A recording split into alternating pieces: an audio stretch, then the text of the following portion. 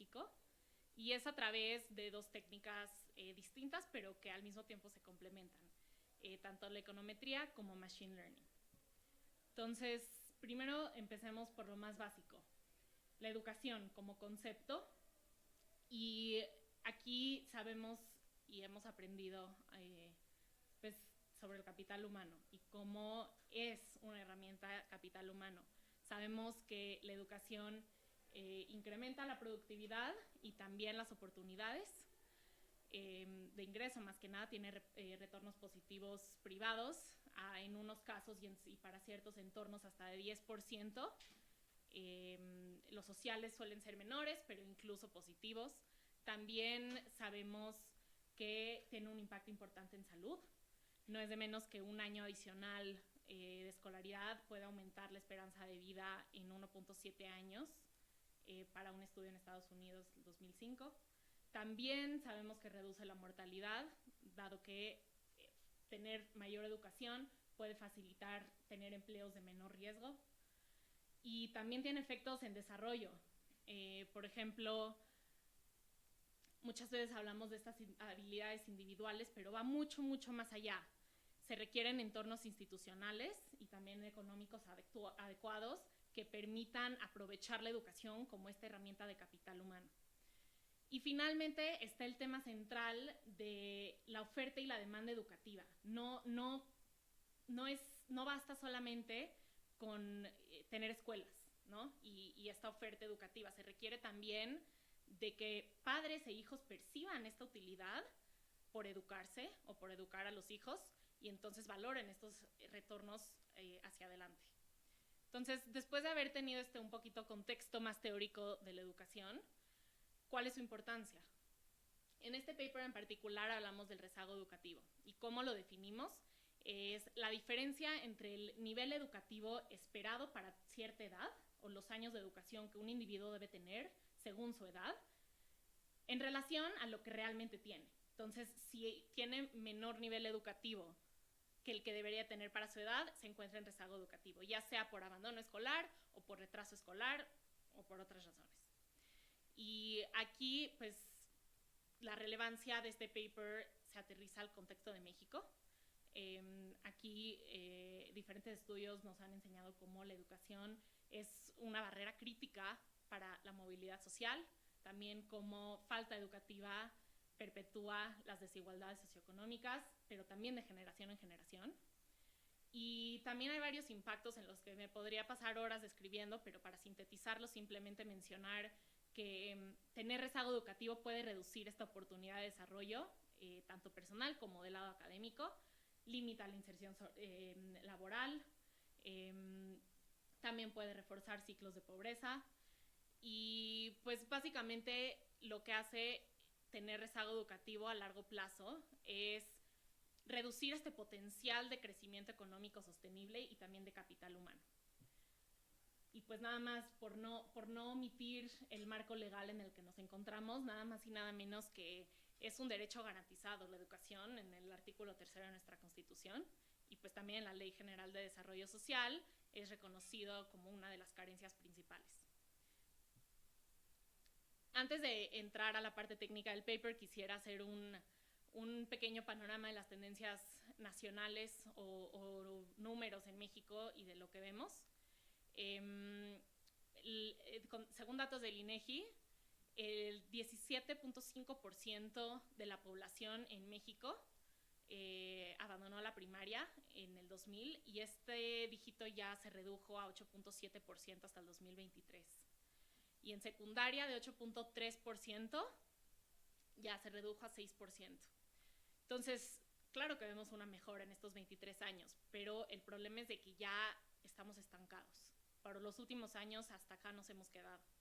En esta gráfica de barras podemos ver según el rezago educativo por estado y también creo que vale la pena destacar que los grupos más vulnerables de este rezago educativo son las poblaciones rurales, indígenas y de bajo ingreso, las que tienen mayor rezago.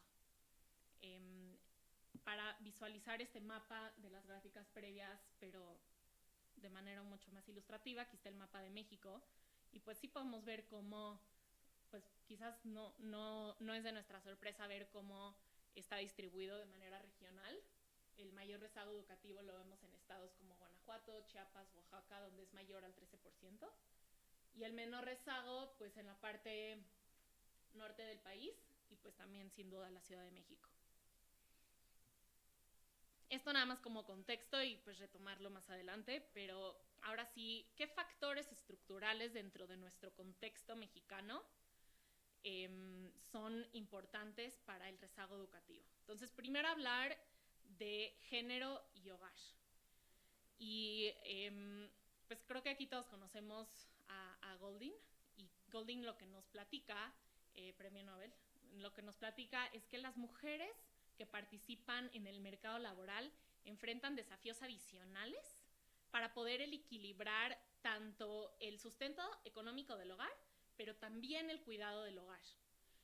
Y creo que estos son factores importantes que tenemos que comenzar a darnos cuenta, no solo como marco teórico detrás de esta investigación, sino también en nuestro día a día y empezar a permearlo para después poder implementar estos resultados y este análisis en algo que tenga impacto y en políticas públicas que puedan pues apoyar a este problema que tenemos. También el concepto de child penalty, que pues es esta penalización que tiene uno, generalmente se le da a través del ingreso, por tener un hijo adicional, implica una caída en los ingresos laborales, pues se mide a través del primer hijo, y es mucho más severo en las madres solteras. También las madres solteras enfrentan condiciones laborales mucho más precarias en México y un menor acceso a un empleo estable. Y todos estos conceptos y todos estos factores pues sí son muy relevantes para considerar. También hay evidencia de que la presencia de otros hermanos adicionales o mayores en particular en el hogar puede ayudar a reducir esta carga de cuidado dentro del hogar. Aquí en esta gráfica lo que podemos ver es la distribución, la proporción de según hombres y mujeres según en dónde están ubicados, ya sea en contexto rural o urbano, y aquí podemos ver que los hombres y mujeres en contextos rurales, que son las barras grises, exhiben mayores niveles de rezago educativo que quienes viven en zonas urbanas, que son las barras rojas. Entonces, del lado que sí tiene rezago educativo, podemos ver cómo las barras grises son superiores a las rojas. Aquí, por ejemplo, podemos ver cómo el rezago educativo es mucho más frecuente en hogares donde la madre está empleada y no tiene pareja. Que está empleada está de este lado y que no tiene pareja es la barra roja. Entonces, estas son diferentes características que podemos comenzar a tomar en cuenta y analizar en nuestro contexto de México. Y antes de continuar, nada más también mencionar que otros de los factores estructurales también del contexto mexicano para que determinan el rezago educativo es, pues como mencioné previamente, la desigualdad y la pobreza, en el que existe una conexión entre la pobreza y el rezago educativo, donde el primero perpetúa el segundo. Y pues también el tema de servicios públicos limitados. También esto va más allá de las razones del por qué, pero sí es un factor sin duda estructural de nuestro contexto, donde esta falta de servicios como lo es el cuidado infantil, o incluso deficiencias de seguridad social y vivienda, que vamos a ver con detalle más adelante, pues son una amenaza para poder permanecer en la escuela. Entonces ahora sigue centrándome en este paper.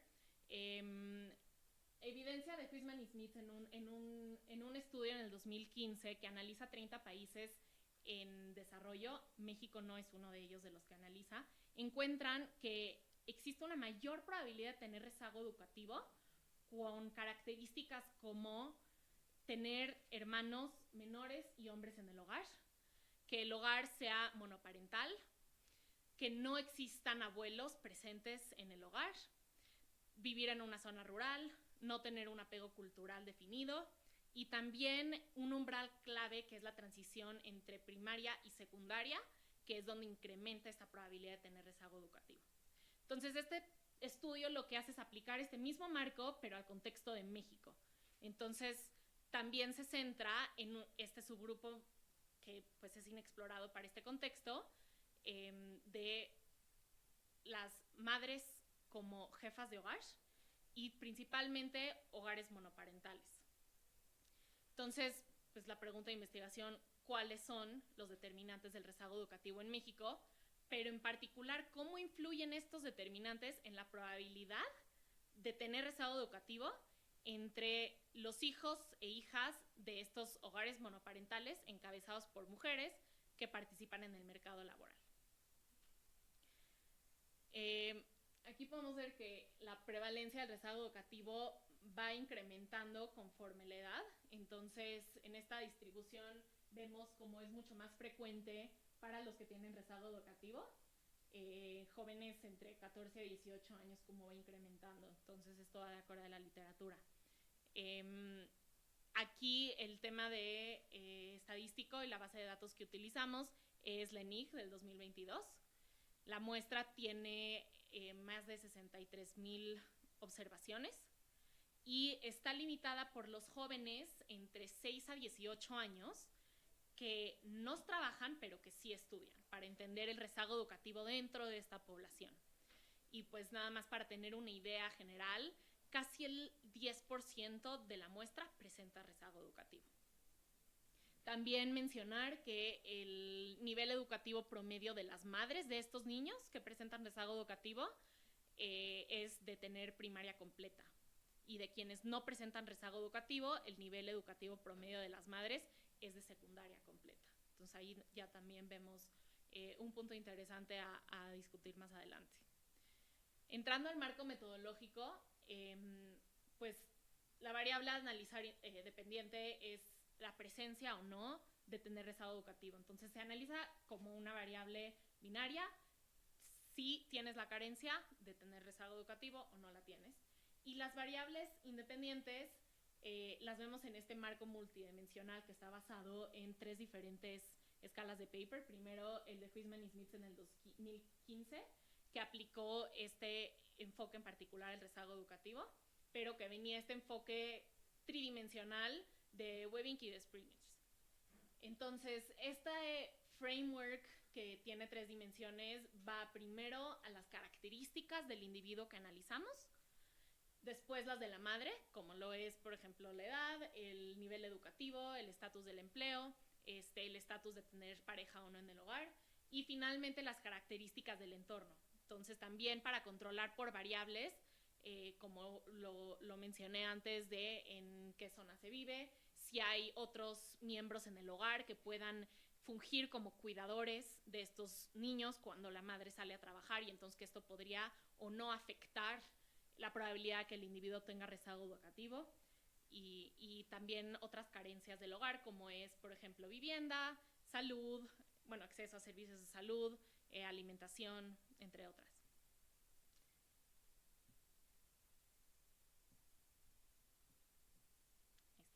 Ok, y pues para continuar con el modelaje, primero empleamos un modelo Probit tradicional. El modelo Probit, pues simplemente para modelar esta probabilidad de si el individuo presenta o no rezago educativo para cada uno de los factores explicativos que vimos en el marco metodológico anterior, y pues a través de una distribución acumulada normal estándar. Después aplicamos una técnica de Machine Learning que se llama Lasso. Esta técnica lo que hace es selecciona las variables más relevantes del modelo y las que no son relevantes las penaliza a través del término de error. Entonces las convierte en 0 si es que no contribuyen significativamente al modelo. Es más que nada una técnica de regularización para elegir de todas las diferentes variables que tenemos cuáles realmente sí aplican al modelo. Y esto lo que hace es reducir toda la dimensionalidad que puede tener un modelo al tener tantas variables diferentes, y entonces también controla la parte del sobreajuste a través del modelo. ¿Qué encontramos en los resultados?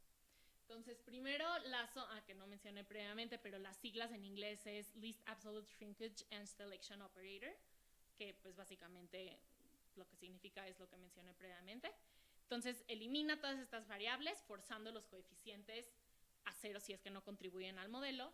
Y esta la lambda mínima es la que permite que penalizar, es el término de penalización que vuelve los coeficientes a cero. Entonces lo que encontramos en este modelo es buscar la mínima lambda y encontramos que son 23 variables las ideales para este modelo.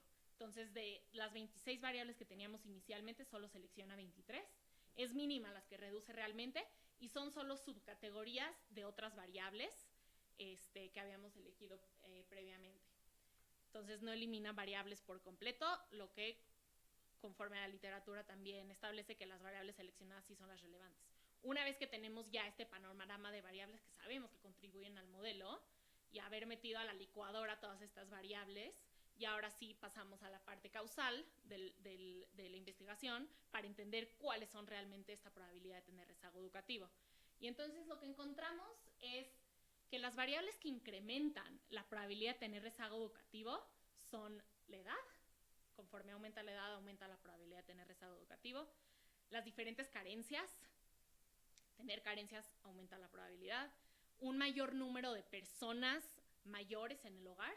Mayor número de personas mayores, me refiero a mayor a 65 años, que no trabajan y no estudian y no contribuyen económicamente al hogar.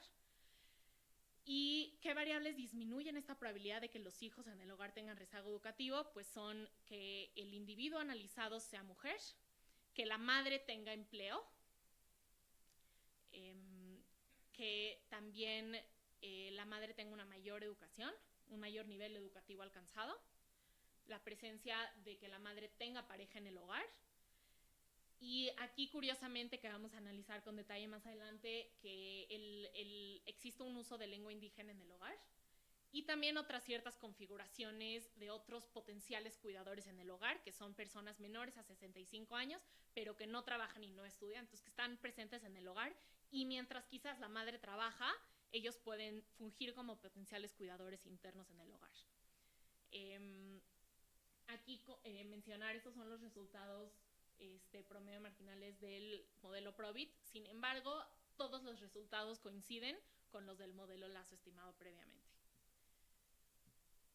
Y ahora sí, pasando a, más bien dividiendo según subgrupos para hacer un análisis de heterogeneidad. Aquí dividimos en 4 subgrupos con base en el enfoque principal de este análisis. Entonces, si vemos aquí del lado derecho, tenemos las 4 categorías de subgrupos.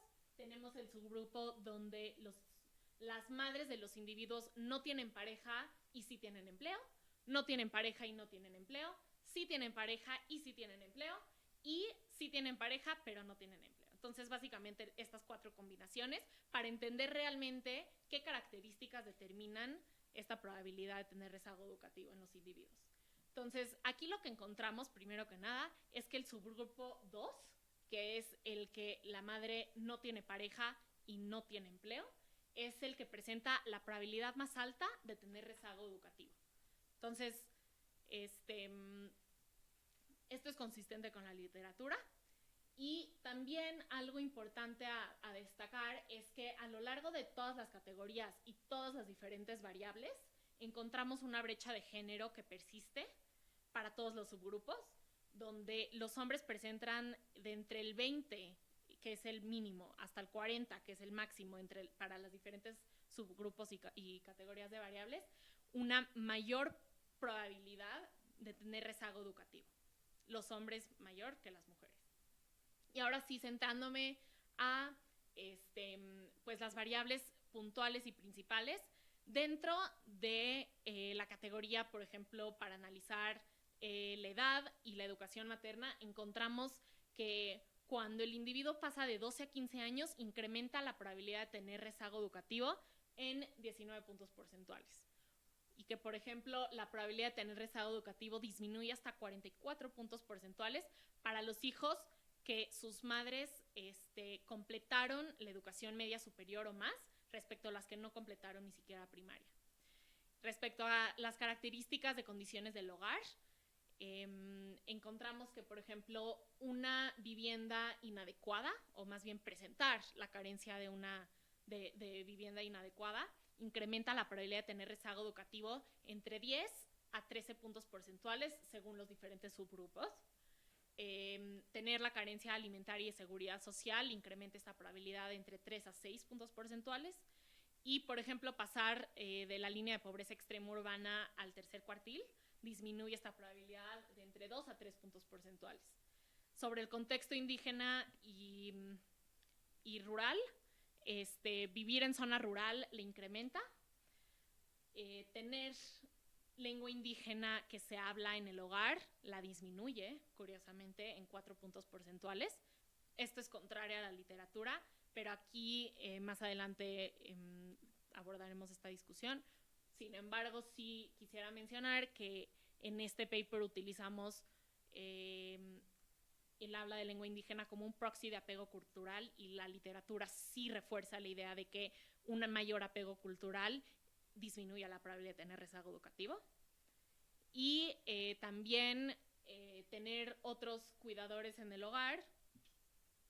Que sean 2 cuidadores hombres disminuye la probabilidad de rezago educativo, pero que sean más de 4 o más cuidadoras mujeres, esto sí puede incrementar la probabilidad de tener rezago educativo, y esto más que nada por la posibilidad de que no solamente puedan fungir como potenciales cuidadores en el hogar, sino ya también una carga económica adicional para la madre que sustenta el hogar.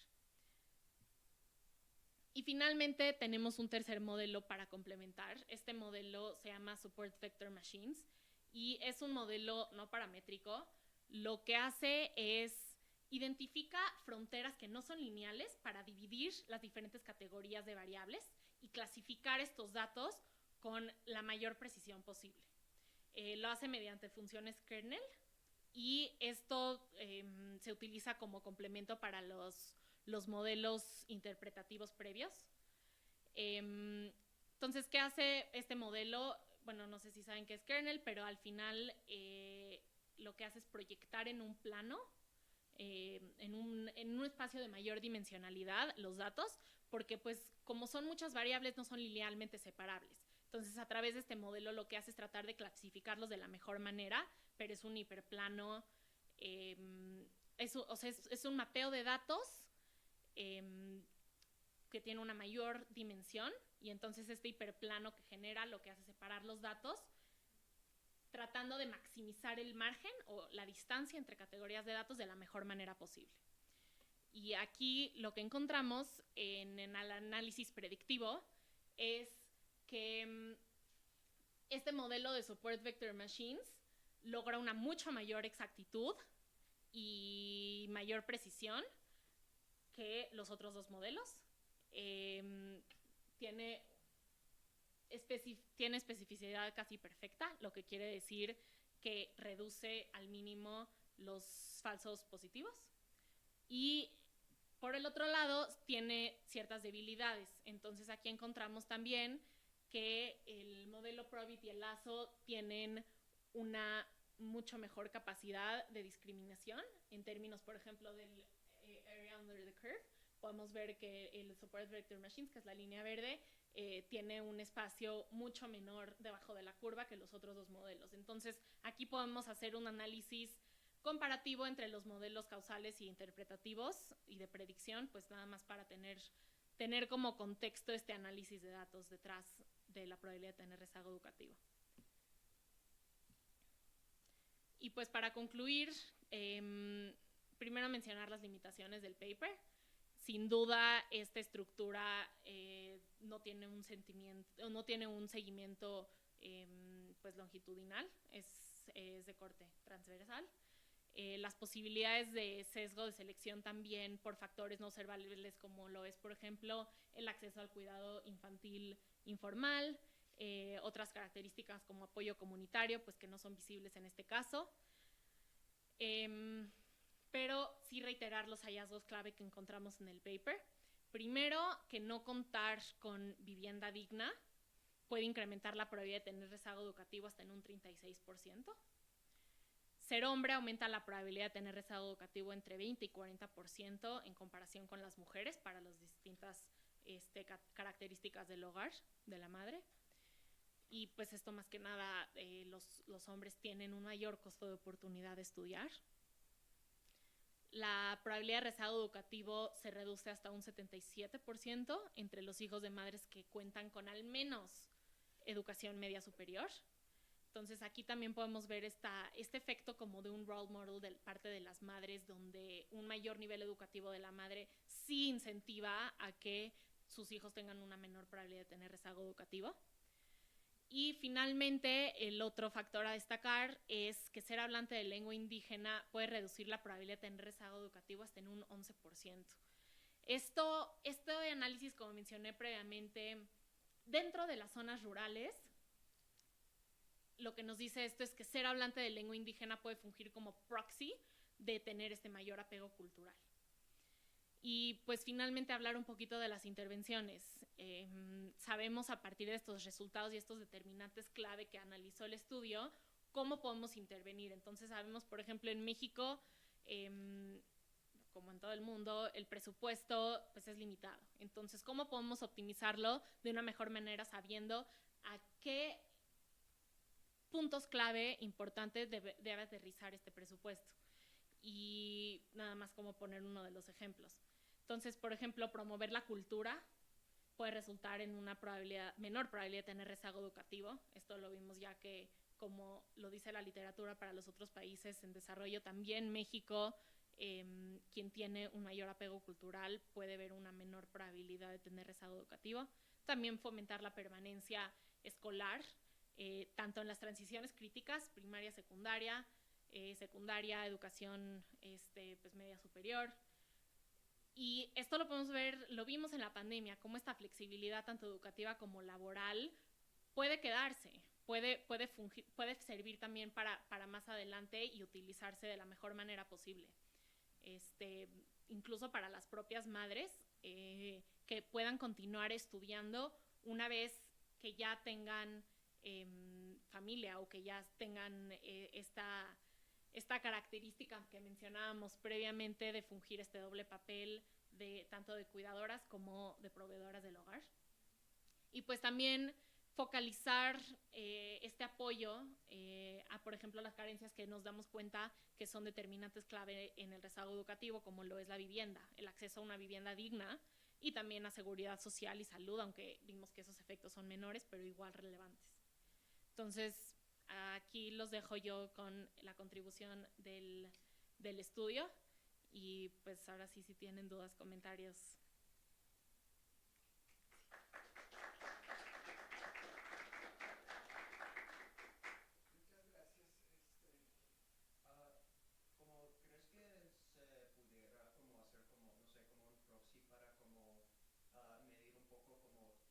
Involucramiento de los padres como a la educación de los niños, porque como todos los estudios que he leído sobre educación dicen que esto es como da un peso muy grande para como para mejoramiento de educación, para que no se para que continúen los estudios y etcétera. Sí, sin duda creo que eso ayudaría. Creo que hay evidencia clara donde los programas sociales en México a favor de la educación que estaban condicionados a tanto asistir a reuniones escolares, los padres de familia, como los propios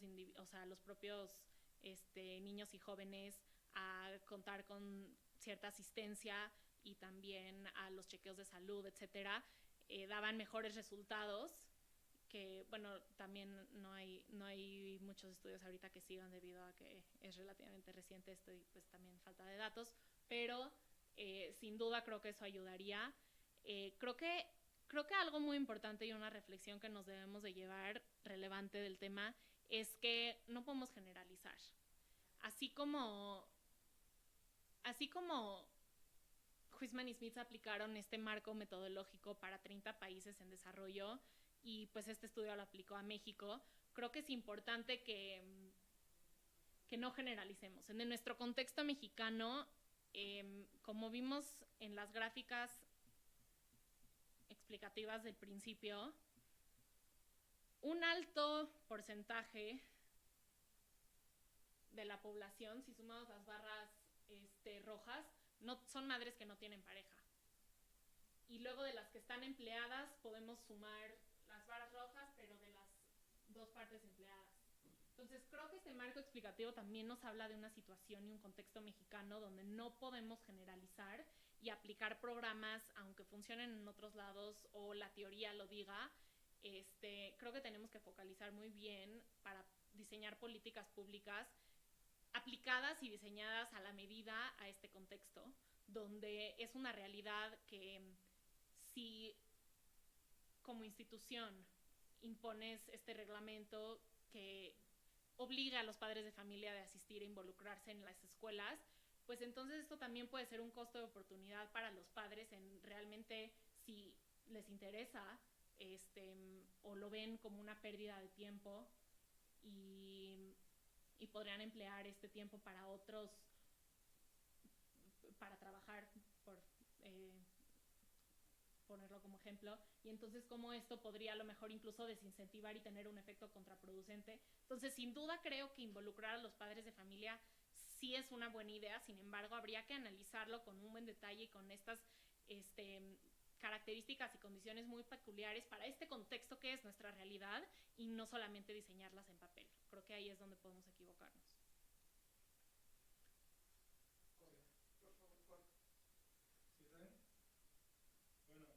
Mi pregunta es, ¿qué ventajas encontraste al utilizar Machine Learning frente a métodos econométricos tradicionales para explicar el desarrollo educativo? Los métodos tradicionales lo que nos ayudan es encontrar la parte de causal, muchas veces, y pues son metodologías que estudiamos en la carrera y que sabemos podemos hacer análisis de robustez, y entonces a través de estos métodos creo que es muy comparable incluso a partir de otras técnicas poder encontrar estos resultados. Son estudios que nos garantizan a lo mejor encontrar cierto resultado cuando, por ejemplo, tenemos variables dependientes binarias y entonces que el probit sabemos que funciona. Complementarlo con técnicas de inteligencia artificial, de machine learning, como el método Lasso, Super Vector Machines, muchas veces es contradictorio para un estudio de desarrollo econométrico, económico, porque pues es como meter variables a una licuadora y no sabes qué causó qué o cómo se obtuvo el resultado, pero algo nos dice. Y entonces creo que complementarlos es una técnica que podemos aplicar hoy en día ya que tenemos este tipo de herramientas tan distintas para poder encontrar estas diferentes.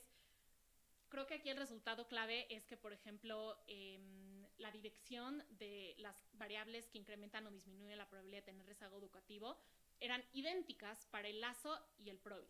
Sin embargo, ya que introdujimos el método Machine Learning, el método de Support Vector Machines, pudimos ver cómo el análisis de predicción para analizar, por ejemplo, el grupo que analiza pues para implementación de políticas públicas a futuro, más adelante, etcétera, los falsos positivos, los verdaderos negativos, etcétera. El método de máquinas de soporte de vectores, eso lo predice con una mucho mejor especificidad y también sensibilidad. Entonces, al final del día, creo que complementarlos puede ayudar una parte para entender de dónde vienen las variables a través de los métodos tradicionales, pero luego para la parte predictiva o de implementación de políticas públicas, creo que más allá de la causalidad que una vez ya entendimos, podemos ahora implementarlos para pues tener una mejor administración de los recursos en políticas que puedan afectar e incidir de mejor forma a este problema.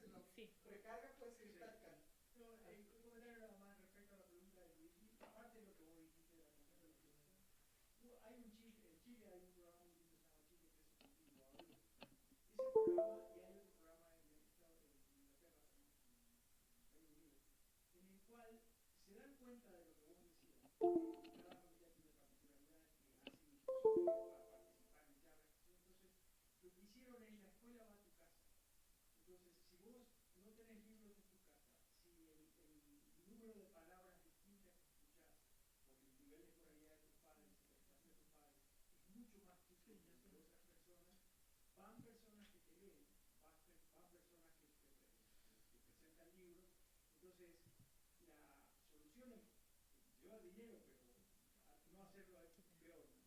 Que la escuela sale. Entonces, la escuela sale, te va a buscar a tu casa y complementa tareas que los que somos de clase media las tenemos grandes, ¿no? Debe ser lo que queremos. Mil gracias.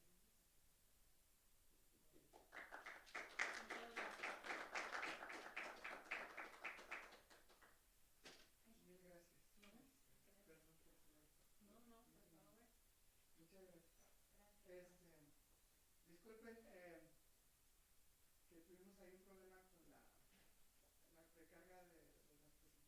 Es un poco de pero yo prometo ir rápido y dejar tiempo para el próximo presentador. ¿Me controlas? Porque yo hablo y hablo. No hay otro. No, ah, bueno. Ah, pero yo vi 3. Porque quedaron 2. Los cambios que nos piden a veces hacen que hagamos. Y yo presionándola a ella. O sea que podemos tomar más preguntas. Sí, si quieren. No, al final. 20 minutos para presentar, ¿te parece? Por favor.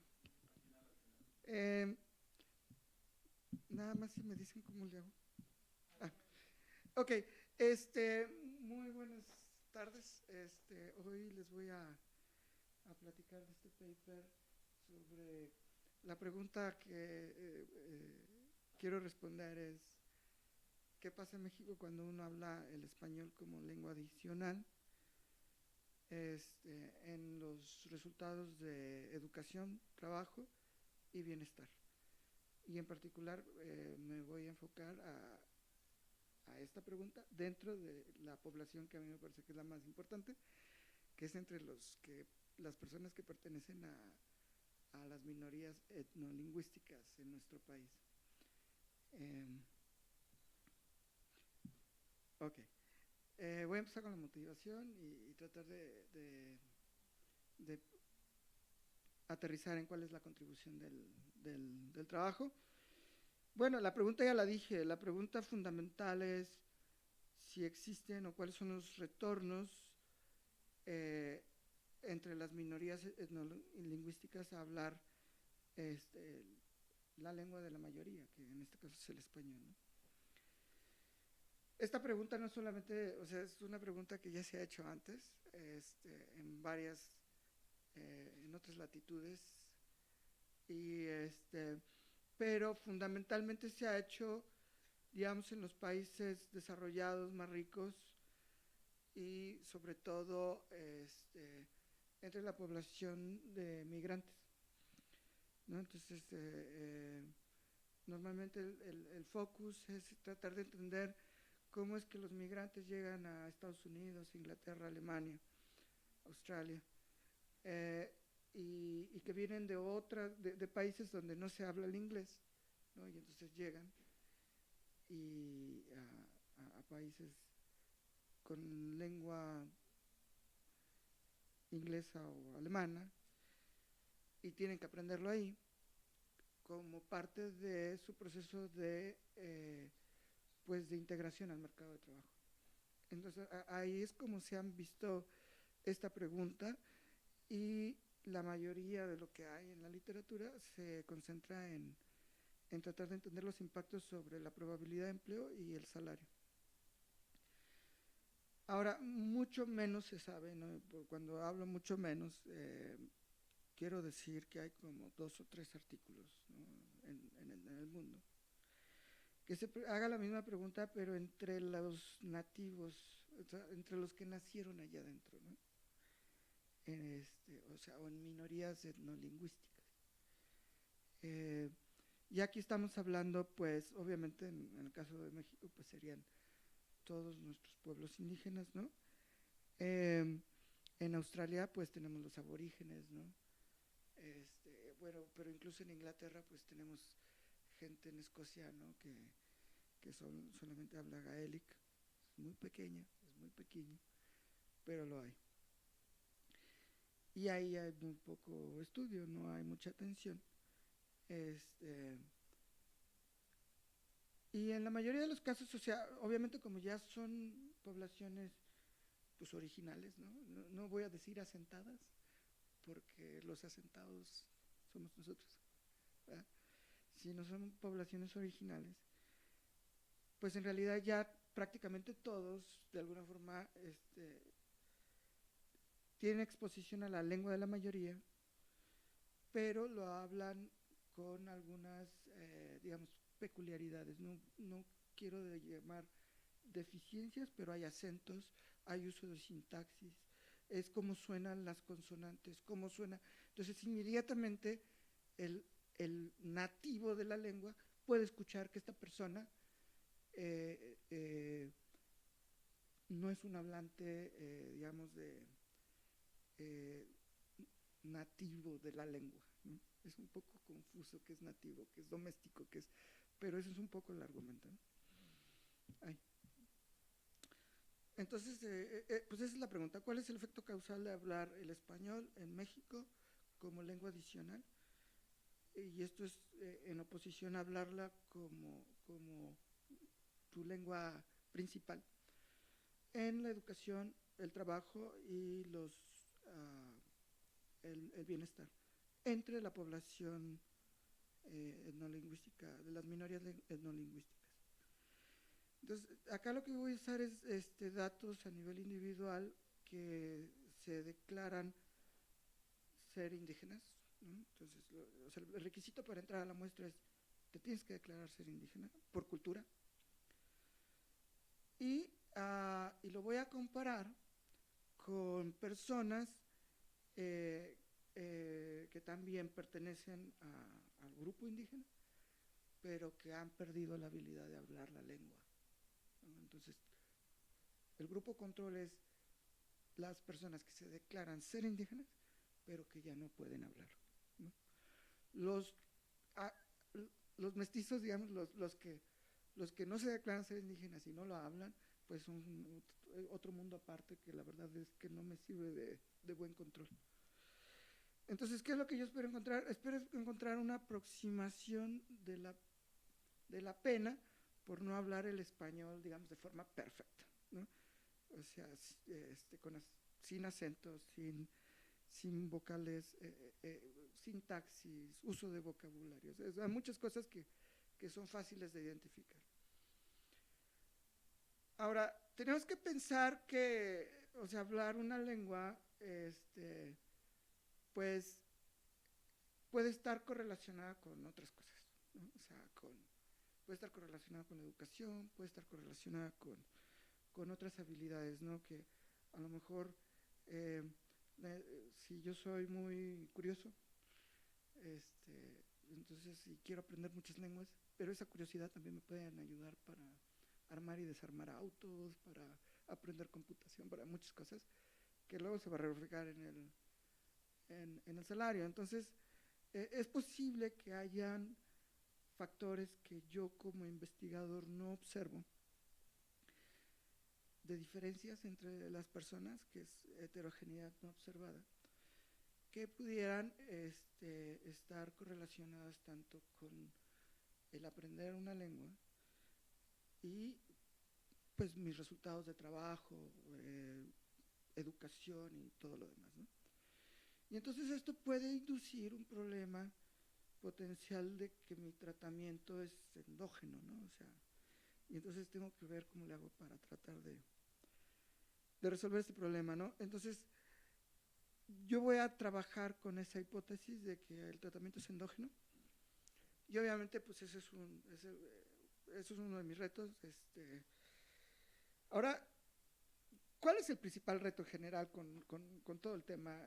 La verdad es que a diferencia de muchas otras cosas donde sí se puede experimentar, la lengua es, creo que, uno de los temas donde no existe realmente un experimento creíble. ¿Por qué? Aprender una lengua lleva muchos años, 15 años, entonces es demasiado largo como para hacer una intervención. Y además viene siempre íntimamente ligada y entretejida con la etnicidad, la cultura, la geografía y el grupo socioeconómico. Entonces realmente no va a haber un experimento que sea creíble en donde yo realmente pueda variar la lengua sin variar todo lo otro, ¿no? La cultura, la etnicidad la geografía y el grupo socioeconómico. Entonces, y tampoco para la mayoría de los países, hay algunas excepciones, como el caso catalán, pero para la mayoría de los países tampoco existen variaciones pseudo experimentales, en donde yo pueda cambiar la lengua, pero no afectar la educación, el trabajo y el bienestar de las personas, ¿no? O sea, tampoco existe. Cataluña introdujo legislación que obliga, por ejemplo, a hacer los juicios en catalán, ¿no? Y entonces eso obligó, o sea, es un choque a la demanda de la habilidad de hablar catalán, que digamos eso puede ser un caso creíble, pero de los 150 países, ¿no? Realmente nadie tiene, digamos, experiencias similares, y por supuesto México tampoco. Entonces la mayoría de los casos vamos a tener que hacer IB. Y eso lo digo ya disculpándome de entrada porque, o sea, yo sé que su primer comentario es que mi instrumento tiene muchas deficiencias, y bueno, o sea, de entrada les digo que, o sea, que pues es un instrumento, ¿no? Entonces, no es un experimento. Y entonces, pues, voy a tratar de convencerlos de que es suficientemente limpio, pero acepto que no es, o sea, que esto no es totalmente limpio. Y entonces, pero creo que el tema es, o sea, qué tan creíble es mi estimador imperfecto. Ok, trabajo más cercano, ya les dije, es aquellos que han trabajado con migrantes, migrantes de segunda generación, son todavía más parecidos. Hay algo que se haya hecho también, les digo, en Australia, con minorías no lingüísticas, pero la mayoría de los trabajos pues asumen que el tratamiento es exógeno. Muchas veces el grupo control lo comparan con la mayoría, que solamente habla la lengua de la mayoría. Entonces el grupo control normalmente no es muy bueno, no está muy claro, ¿no? Y la mayoría de los estudios describen correlaciones parciales y solo muy poquitos se meten a tratar de explicar causalidad. Ahí hay una lista de los más relevantes, pero digamos, hay algo, es poco, no, el mecanismo de identificación no es fantástico. ¿Cuál es la contribución? Bueno, pues voy a tratar de poner una pieza en una parte de la literatura que está emergiendo, que es que yo le llamo que es un subfield, en el sentido de que se mete a ver el tema de la penalización de la lengua entre los grupos nativos etnolingüísticos. Y voy a tratar de convencerlos de que estoy estimando un efecto causal.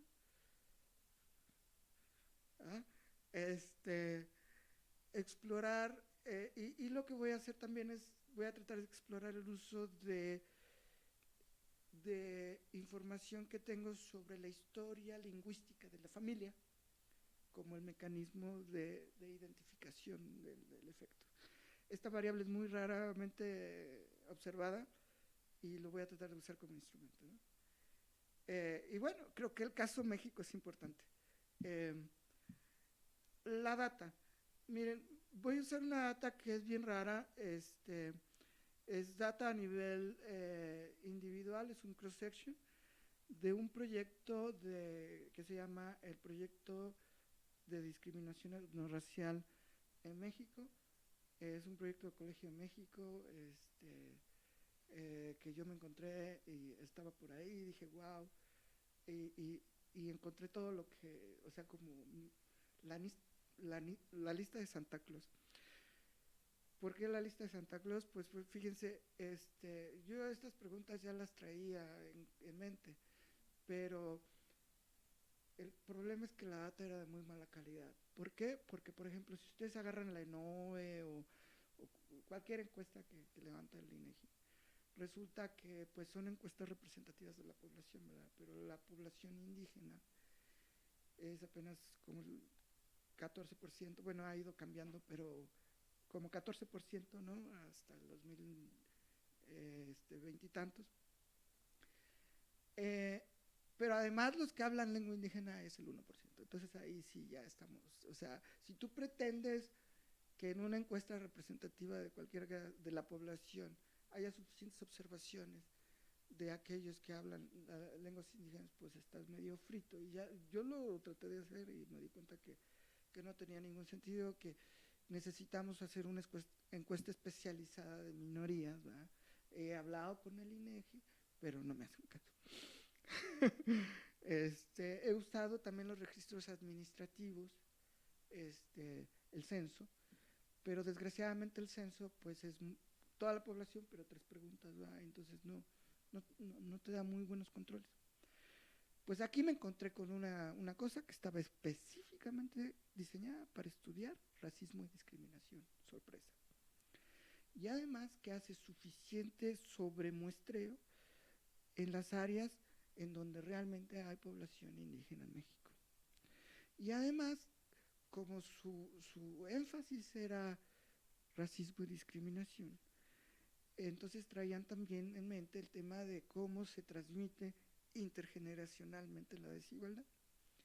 Y se les ocurrió que además de preguntarle a la gente si habla lengua indígena, pues que era buena idea preguntarle sobre si la mamá y el papá lo hablaban. Y entonces tenemos información sobre el heritage, ¿no? La herencia lingüística en la familia. Todo el mundo habla español, pero sin embargo entre el grupo que se declara ser indígena hay monolingües, que solamente hablan español, y los que hablan lengua indígena todos son bilingües, ¿no? Entonces hablan el español como segunda lengua. Ok, ¿cuáles son las variables de respuesta? Pues la probabilidad de trabajar, los años de educación. Tengo una medida de ingreso permanente, el número de focos en la casa como una proxy también de ingreso. Tengo satisfacción a la vida, tengo estatus de salud. Y bueno, el tratamiento va a ser si la persona habla español como segunda lengua.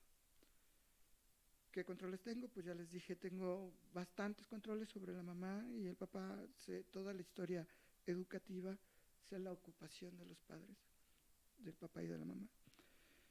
También tengo una variable imputada del ingreso de la familia de origen, cuando la persona tenía 14 años.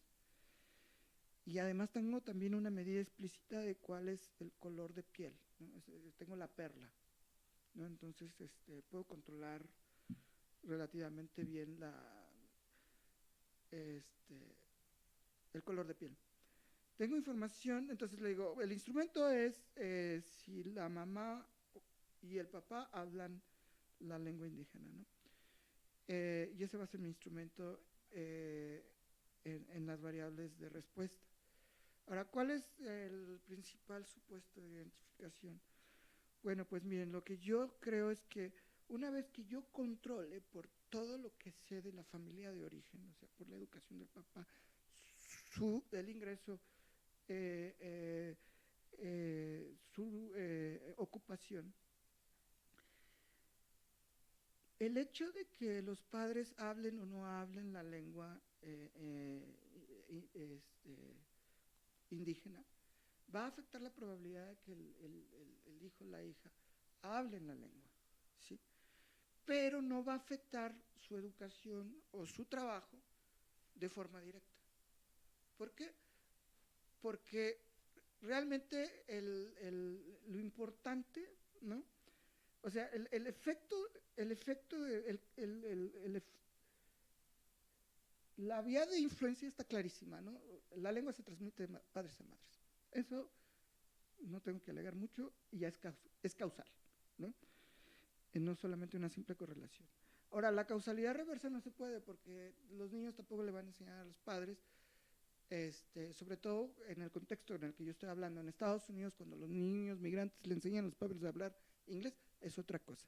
Aquí estamos en un contexto de etnominorías, y entonces acá,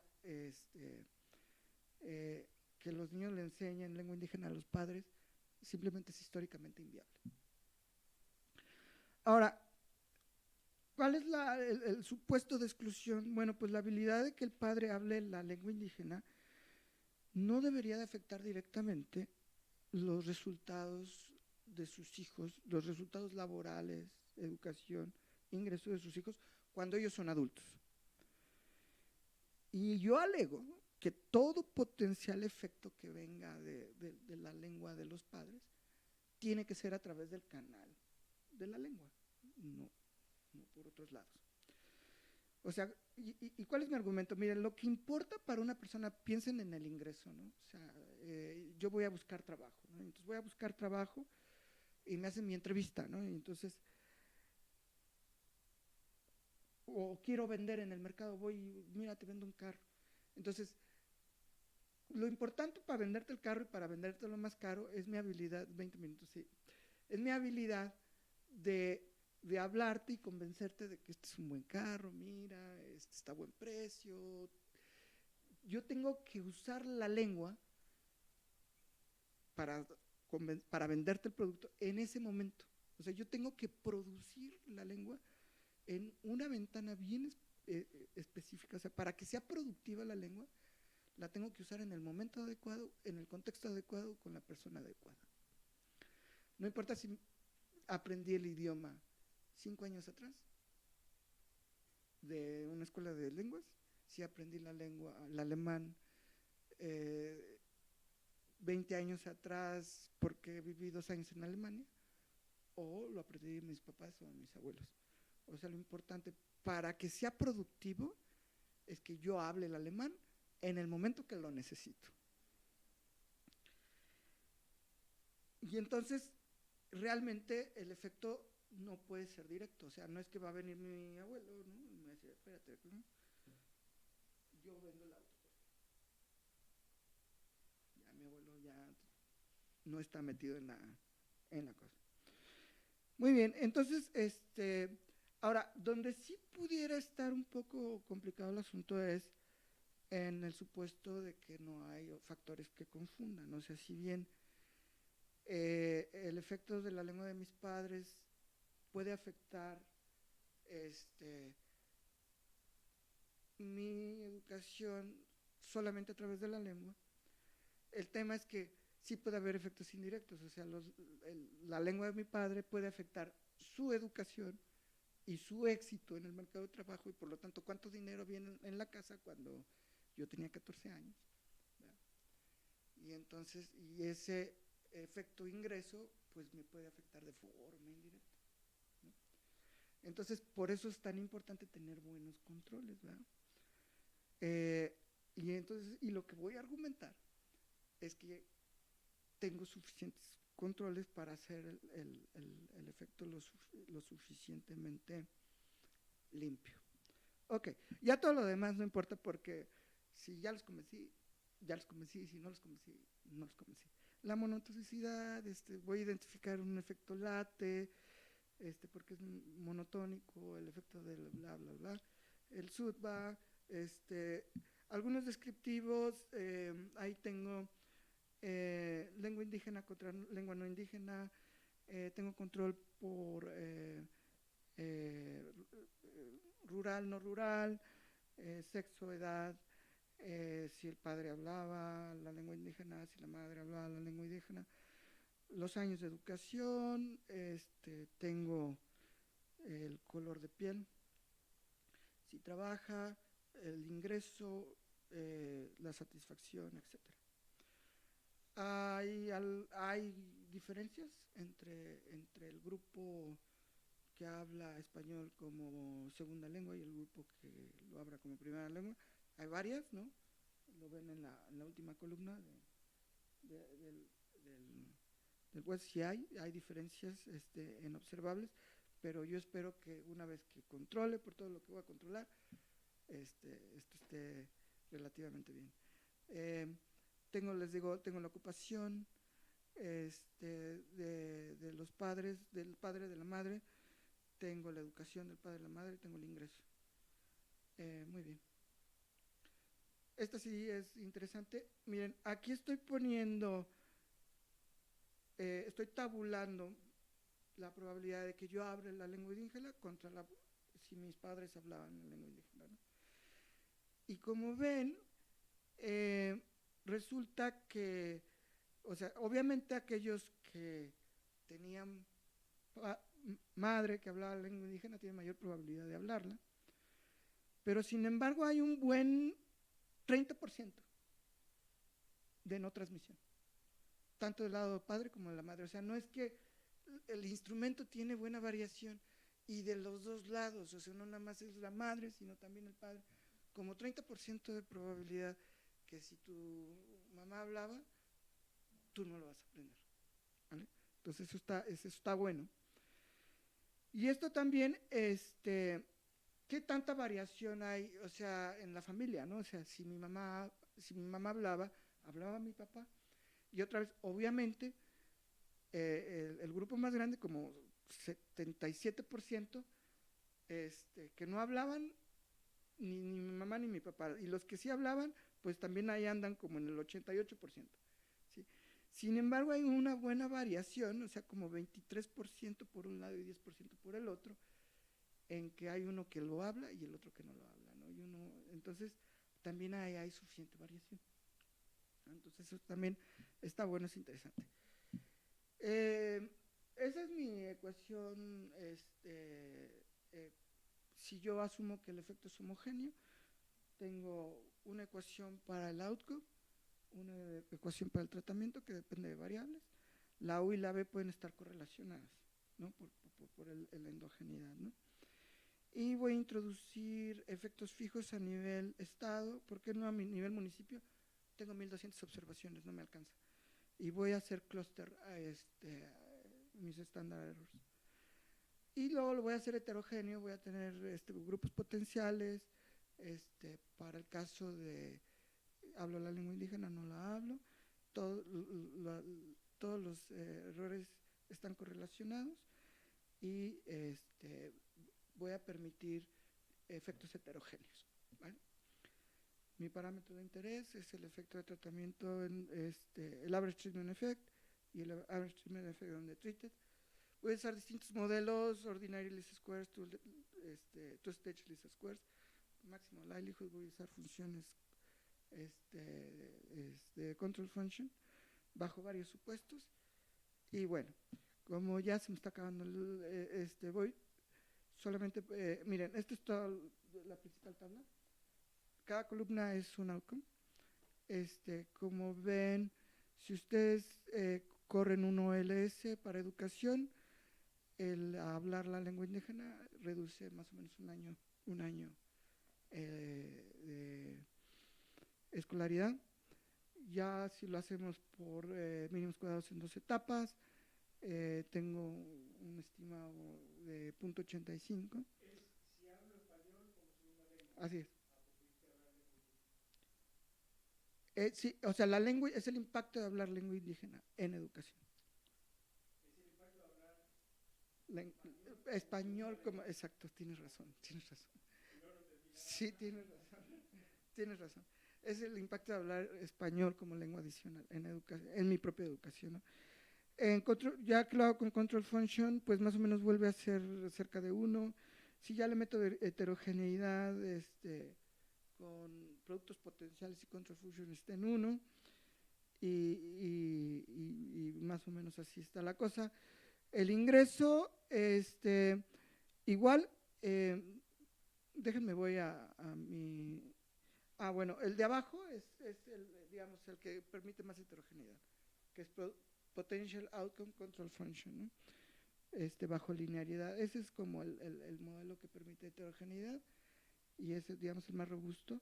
Entonces, encuentro efectos en educación alrededor de un año. Ingreso, ahorita les digo cuánto es ese 0.96. y pues no encuentro ni en la probabilidad de trabajo, tampoco encuentro efectos en la satisfacción con la vida ni en la salud. ¿Sale? No les hago el cuento tan largo. La mayoría del efecto que estoy encontrando viene de la gente que vive en zonas urbanas, ¿no? En zonas rurales no hay nada.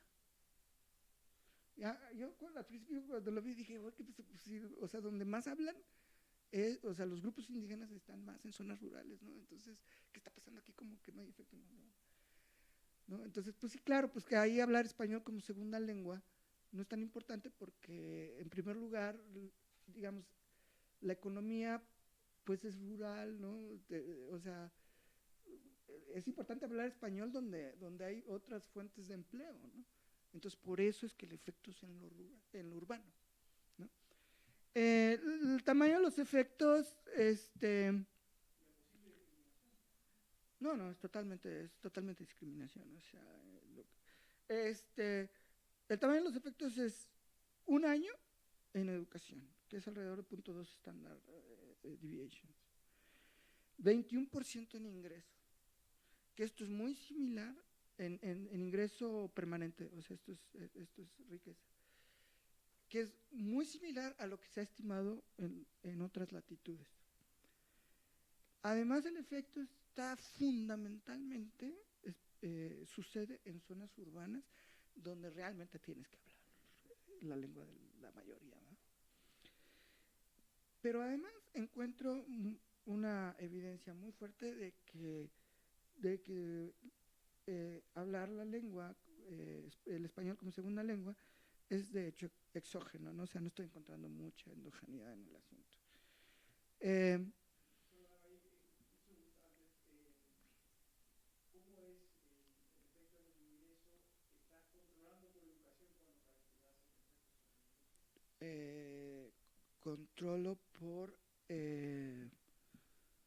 educación. No me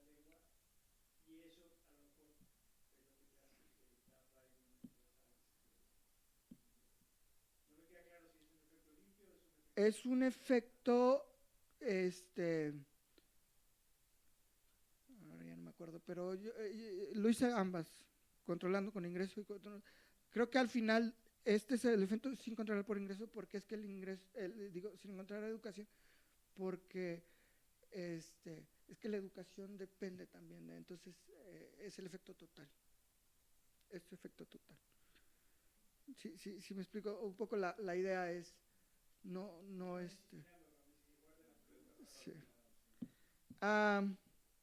Ok, la discusión es, miren, yo espero haberlos convencido de que estoy estimando un efecto causal, yo sé que no es perfecto, recuerden, esto son las IB, puede haber 20,000 historias que invalidan toda la cosa, pero sin embargo espero haberlos convencido que la historia es suficientemente limpia o que tiene mérito, ¿no?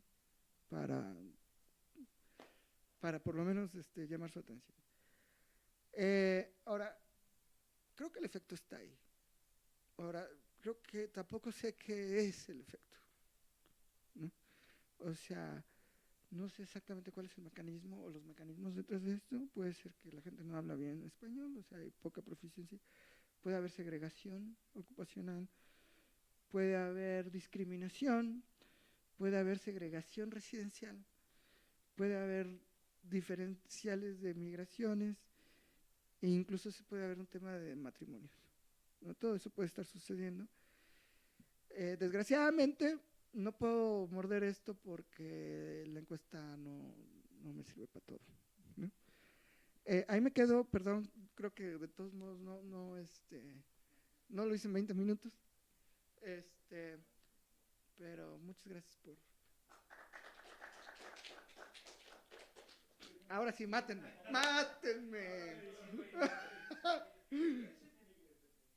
Sí. ¿Qué se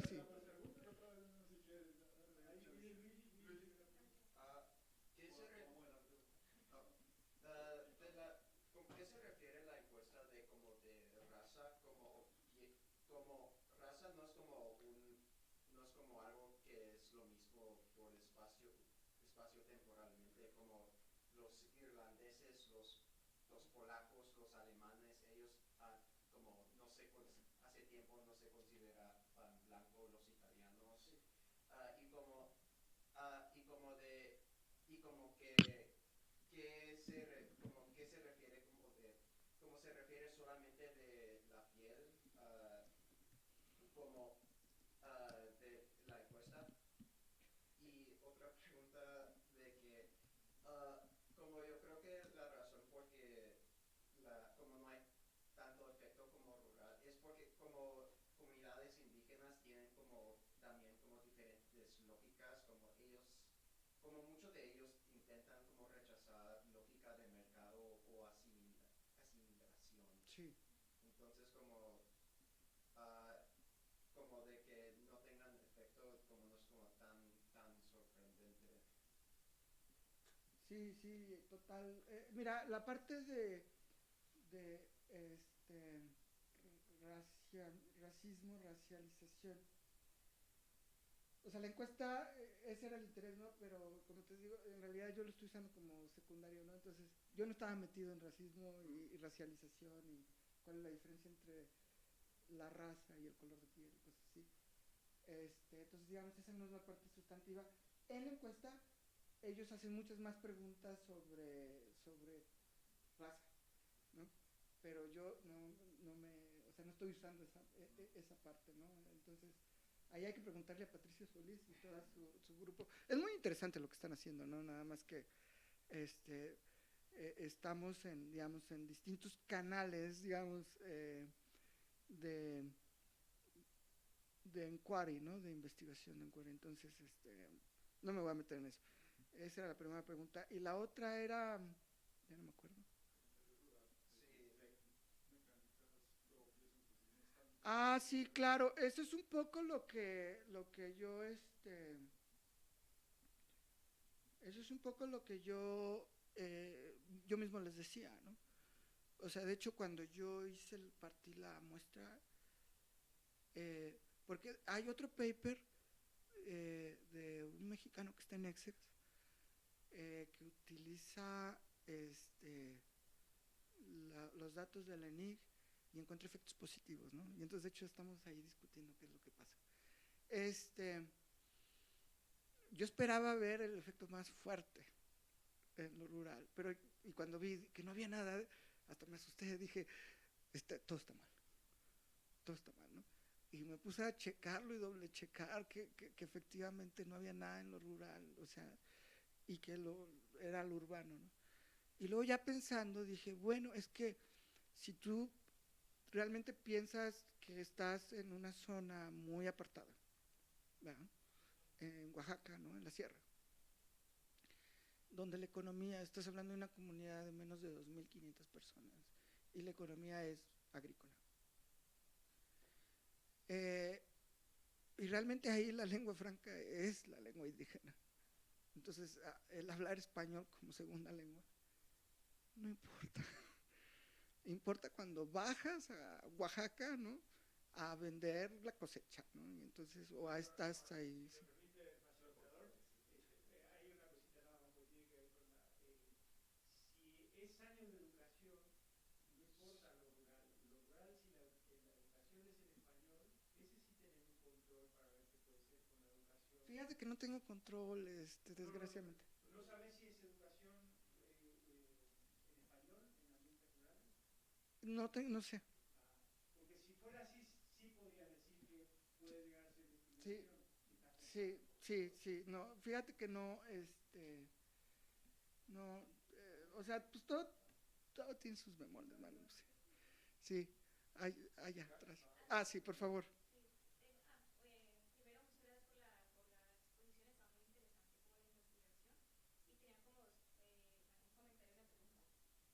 Sí.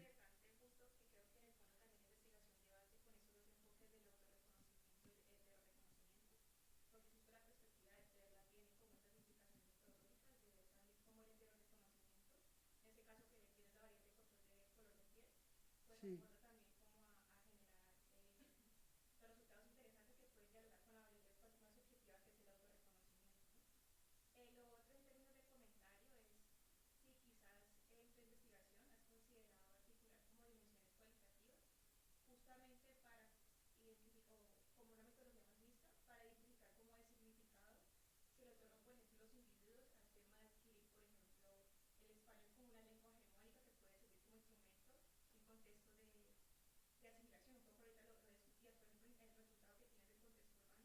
Ujú. es sumamente como contundente. Y ahorita creo que el profesor lo menciona en términos de la discriminación que se vive, por eso el tema de los debates como raciales ahí, como marcos interpretativos y teóricos puede ser como sumamente importante, porque justamente el tema de la lengua es una variable que también es como contundente en los estudios étnico-raciales Sí. para hablar de discriminación. Sí. Entonces, mi pregunta es un poco si se has considerado como explorar más desde una perspectiva como sociológica, antropológica, identificar como los sentidos que le otorgan a las personas en términos de las estrategias que desarrollan como individuos en contextos donde tienen que pues hablar como la lengua hegemónica para poder Sí. integrarse, por ejemplo, en la sociedad. En este caso, pues el mercado laboral Sí. funciona como un ejemplo, pero también podemos hablar, por ejemplo, de entornos educativos donde no tienen una perspectiva etnoeducativa, por ejemplo. Sí.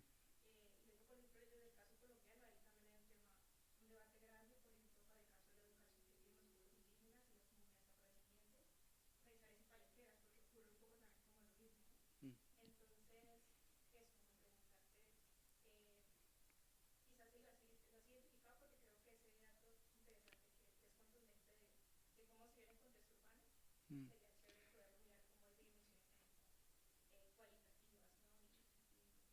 cualitativas, ¿no? Y eso un poco. Sí, sí lo he pensado, ¿no? Pero no es muy fuerte. Este, eh, o sea, estoy trabajando con datos que otra gente hizo, ¿no? Sí lo he pensado, hay, hay bastantes estudios, o sea, a nivel quali hay bastantes estudios de que precisamente muestra, ¿no? De que la lengua, ¿no? Es probablemente es muy cercano al ADN, ¿no? O sea, y está muy relacionado con, como les digo, con la cultura, con la geografía, con el grupo socioeconómico, ¿no? O sea, los acentos cambian, digo, para darte un ejemplo, o sea, el acento chilango no existe, hay varios acentos, ¿no? Y no es lo mismo hablar como la gente de clase alta que como la gente de clase baja, y no es lo mismo la clase baja de Iztapalapa que la clase baja de, y no es lo mismo la clase, o sea, el, la gente suena de forma diferente dependiendo de su educación, de su geografía, entonces es muy, una cosa muy íntima, ¿no? Entonces, de hecho, ese es el gran reto, ¿no? O sea, el gran reto es cómo te sales de eso. Por eso es que el experimento no es tan fácil, ¿no?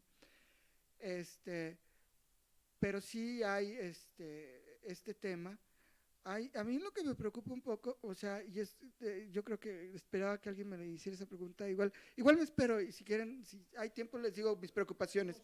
Sí, sí, si quieres allá. Yo solamente tenía un comentario rápido. O sea, tu estudio como que resuena mucho con mi experiencia propia, porque mis papás hablan náhuatl, Mm, yo hablo náhuatl, ujú, pero yo nací aquí en el estado de México. mm, Entonces no sé si por mi acento o así podrías decir que yo hablo una lengua indígena, pero yo sí veo la diferencia de mis papás y de mis tíos que vinieron a vivir aquí ujú. a la ciudad, o sea, mis tíos que se decidieron quedarse Sí, en sus pueblos y las oportunidades que, por ejemplo, para mis hermanos y para mis primos que sí han dado nosotros.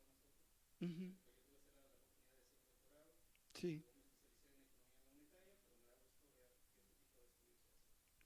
No, pues muchas gracias y la verdad que bueno que hay, digamos, resonancia, ¿no? Hay, dejen, en un segundo les digo cuál es la pregunta que yo tenía mucho miedo que me hicieran. Bueno. Bueno, entonces, sí. No, pero quizás no. Tengo de hecho una pregunta y un comentario, una sugerencia. Empezando por la metodología, no voy a pelear con el ID porque digamos que me puedes convencer y como dices, hay muchas historias posibles. No mostraste la primera etapa, me preocupó porque yo no sé si En el la paper, hay sí. variabilidad, pero no la vi acá y no sé. Sí, a ver. No supe en la tabla cuál de todos sus coeficientes era la primera etapa. No, de hecho no la presenté. Pero entonces justo es como para entender un poquito Pero mejor. no la presenté, pero aquí tengo la first stage, la effective first stage, que es 141. Es bastante fuerte. Sí, en el paper está la regresión. Los coeficientes. En el paper está la regresión, es positivo. Los números pueden ser Sí. significativos, súper significativos, Sí. pero súper chiquitos y que no te expliquen el No, sí, No lo sé, sí no tiene. tú los conoces técnicamente, Sí, sí, pero lo que te iba a decir es, sí, si tienes una cosa que hubiera querido ver acá, pero no importa, en el y paper, es, sí. dado que tienes esto y que la aproximación de función de control es la que mejor funciona, ¿no has pensado que quizás aprovechando esta riqueza de controles y que tienes mucha variabilidad, muchas diferencias en los controles, en varios de los controles, hacer un propensity score? Yo sé que te va a reducir la muestra como una método alternativo. Me parece bien este primero, pero en un caso como Sí, ustedes, un propensity score pues, te reduce la muestra, pero te permite a la vez controlar por todas estas cosas que te están generando mucho ruido, mm, porque las dos muestras no son comparables, dadas las diferencias tan grandes, a simplemente los controles. A la larga es lo mismo, pero va a hablar muy parecido al resultado de la función de control. Esa es mi sugerencia. Tómala, déjala. O la pregunta que te quiero hacer sí lo he es pensado. si esta encuesta tiene información sobre la lengua indígena, pensando en que, por ejemplo, hay nahuatl, hay náhuatl, hay, no sé Ah, si sobre la lengua específica, creo que sí, sí, porque eso sí, también es diferente sí. en el sentido en que no todas las lenguas tienen No las son mismas iguales. estructuras gramaticales, Sí, algunas cosas que lo que decías al comienzo llevan diferentes. Si yo hablo de esta forma, total. tomo ciertas actitudes diferentes. Sí, sí, total. Pensar en qué lengua Sí. están hablando también debería ser importante y ojalá tratar de alguna forma controlar o incluir Muchas en el gracias. análisis esa dimensión. Muchas gracias. Sí, lo he pensado. De hecho, tengo, o sea, este es como el tercer paper en el tema. O sea, pero o sea, los otros he hecho otras estrategias usando datos administrativos. Eh, pero la causalidad, este es creo que el mejor shot que tengo. Mira, no he pensado meterle más caña porque estoy trabajando con muestras, o sea, son 1200 personas, entonces si me pongo a hacer balanceo, o sea, no tengo chance. Sí, sí, pero sí, no tengo chance de realmente hacer este pre-balancing, ¿no? O sea, porque lo que pudiera hacer es pre-balancing y luego el IV, ¿no? Pero me voy a quedar con... ¿Ah? No, pero son, mira, ahí está abajo la N, ¿no? O sea, son 1200 la total, ¿no? Pero por ejemplo, en el grupo de los que tengo ingreso, pues, y luego si lo parto entre hombres y mujeres, ya son 600, o sea, me quedan 600.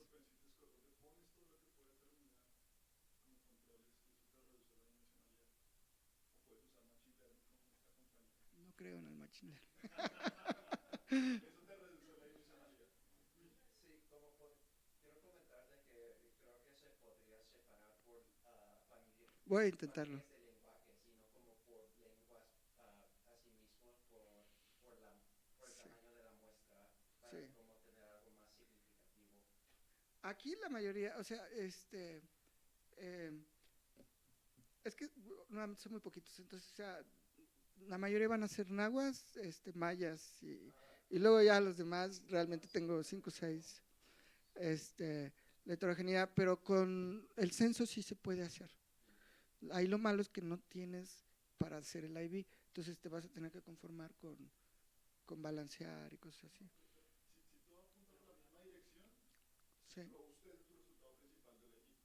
Ya me, Como robustez es extra, como mire. ya me convenciste, me da flojera, pero lo voy a hacer. Sí, ya me convenciste. Acá había una última. ¿No? No, un comentario nada más sobre el tema más cualitativo que justo lo tenía apuntado. O sea, me llamó la atención si quizás el que no hay efecto en las variables de satisfacción o salud tendrá que ver como una parte de resiliencia cultural o incluso como diferencias en la percepción subjetiva del bienestar como en esta población, quizás como en línea con esta reflexión. Mira, muy buena pregunta. Mira, yo creo que la del trabajo, la estuve persiguiendo porque ahí sí hay bastante variación. Y, y encontré que, o sea, ahí sí creo que es cero, porque la gente, o sea, todo el mundo tiene que trabajar y no importa si hablas un poquito mal, o sea, ahí no encontré demasiado. Yo esperaba encontrar en satisfacción en la vida y en salud, pero no sé, o sea, igual ese cero, yo no me pondría demasiado detrás del cero, ¿no? O sea, ese cero no sé qué tan preciso es. O sea, yo en realidad te estoy tratando de vender la parte central de la tabla, ¿no? O sea, los otros ceros que son precisos, si son o no son, pues tendría que explotar, a lo mejor hay un efecto, pero cuando no tenga yo un par de, no sé, unas 20,000 observaciones ya te podría decir, sí, sí es cero, pero no sé. ¿No podrías hacer, la compañera de Colombia, no podrías hacer experimental economics? Yo puedo Buenísimo. simular Qué buenas preguntas me están haciendo. simular personas y Sí. veo cómo respondo yo como empleador, como profesor o Mm. con distintos acentos. Fíjense que pero esto ya es como un spoiler. Pues tengo un proyecto que gané con unos colegas, dinero de la Royal Economic Society, no es cierto, de la British Academy. Y es un proyecto sobre discriminación por acento. Y lo que vamos a hacer es que vamos a tomar distintas personas en Escocia, y, y entonces estamos produciendo audios que varíen, o sea, tratando de producir audios que varíen, y entonces lo que vamos a hacer es una especie de correspondence experiment con audios. Es todo un reto porque, como les digo, o sea, lo primero que, o sea, nos estamos dando con la cabeza porque no encontramos realmente nadie que pueda hablar de forma creíble con dos acentos. Pues ahorita es difícil. ¿Ah? Es que si no es creíble, la gente se va a dar cuenta que lo estoy choreando, ¿no? Y entonces no me va a salir nada. O sea, entonces, primero quisimos hacer manipulación digital, pero la abandonamos porque sí se escucha. Y ahora estamos tratando de conseguir subjects, pero bueno, estamos con eso. Tengo un proyecto experimental, pero no sé si qué vaya a salir.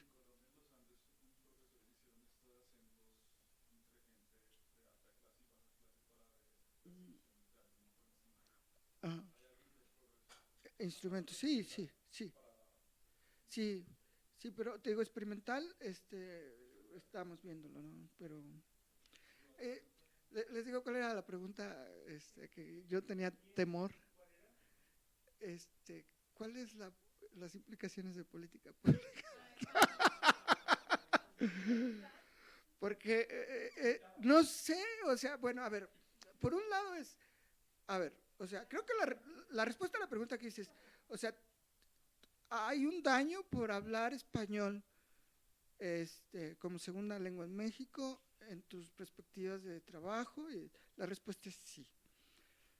Ahora, ¿qué debemos de hacer, no? O sea, la pregunta, ya ahí es donde ya voy a empezar no sé, o sea, porque también depende de cuál es el contrafactual, ¿no? O sea, ¿qué debemos de hacer? Entonces, volvamos al periodo de vamos a prohibir los lenguas, ¿no? O sea, no.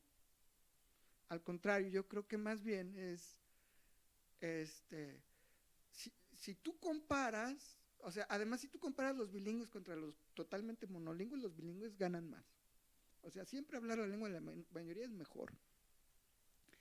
Hablarla mejor es mejor. Eso quiere decir que debemos de hacer mejores escuelas para que haya menos variación. No estoy seguro, porque además no estoy seguro que sea un tema de que no lo hablen bien, sino que lo hablan con un acento. Y si alguien está poniendo un castigo por un acento, pues igual te van a castigar porque hablas como jarocho, o porque hablas como Monterrey, o porque hablas, o porque eres del CIDE de Santa Fe y no del CIDE de Aguascalientes, o porque eres del CIDE de Aguascalientes. O sea, la gente te va a discriminar por muchas cosas, ¿no? Entonces, no necesariamente tú quieres eliminar la cultura y la heritage. Yo creo que más bien hay que empezar a hacer política porque yo creo que es discriminación, ¿no? O sea, contra discriminación, y creo que la lengua no las hemos tomado tan en serio, o sea, y la forma de hablar, ¿no? O sea, y esto es lengua indígena, pero les decía, o sea, yo creo que alguien que nació en cierto contexto, ¿no? Y aunque haya estudiado en Ibero, pero va a llegar a una entrevista al Banco de México y le van a oír el acentito medioñero y lo van a discriminar. O sea, la lengua es una cosa tan fácil de discriminar que no estamos controlando. Y yo creo que ahí hay mucho incluso de la transmisión intergeneracional de la desigualdad.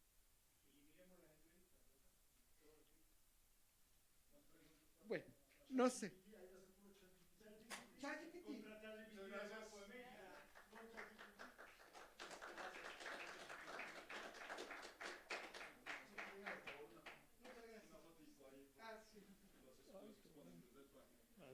Alfonso, ¿dónde enseñás a presentar? Queremos todos aprender. Porque es muy malo. ¿Cómo para presentar es mental? Mira que la hora que es, me enseñás a todos.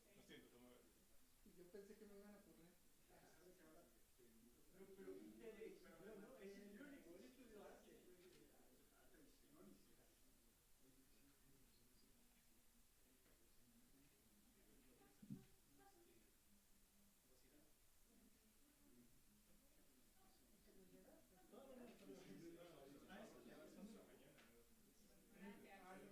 Muchas gracias, ¿no?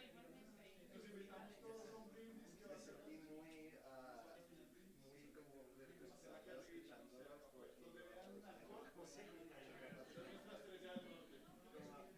como yo soy mexicano, pero hablo más, pero hablo inglés como primera. Ajá, como yo, mi acento es como el no pude asimilar muy bien. Como a veces sí me da Me vergüenza. encanta que haya reverberancia. Por eso yo tomé clase con ella, pero ya hace 2014. Ya hace muchos años. Sí, ya pero regresé del doctorado. En Warwick también. ¿Estudiante quién? Bueno, yo estaba en la escuela de negocios, entonces tenía economía y finanzas, pero como colaboraba más con el área académica de economía. Pero bueno, yo hice macro monetario y Banca y Frena, no sé si lo ubicas.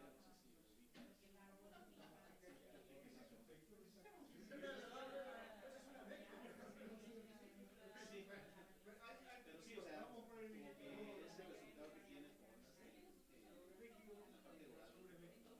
Sí, pero yo